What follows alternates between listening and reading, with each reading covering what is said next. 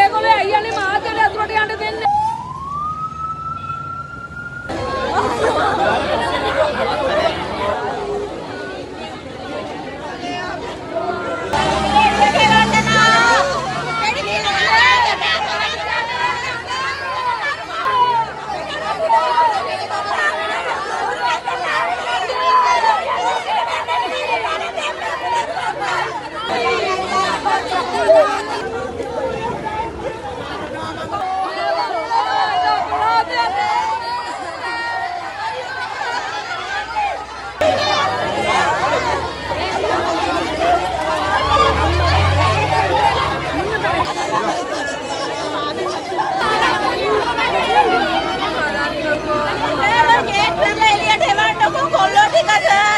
එළියට එනකොට 15 දිනක් විතර උඩ හිටිය නැගගෙන ඉඳලා ඉවර වෙලා ඒ අය ටිකට්ලා ගියට පස්සේ අපිට ඔක්කොම පල්ලෙහාට යන්න කියලා ඇස්සා.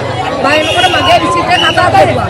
කතා කළා මම ඇතුළට යනවත් එක්කම මාව දෙල්ලෙන් අල්ලලා එළියට දැම්මා. දැම්මට පස්සේ ඊට ඕ ගාලා ඊට සද්ද ඊට තමයි වෙඩි සද්දවල දැන් 20කට 25කට වඩා සද්ද ඇහුණා. මරන්න එපා කියන්නේ අපි දෙමළු නෙමෙයි. වෙඩි සද්ද ඇහුණා.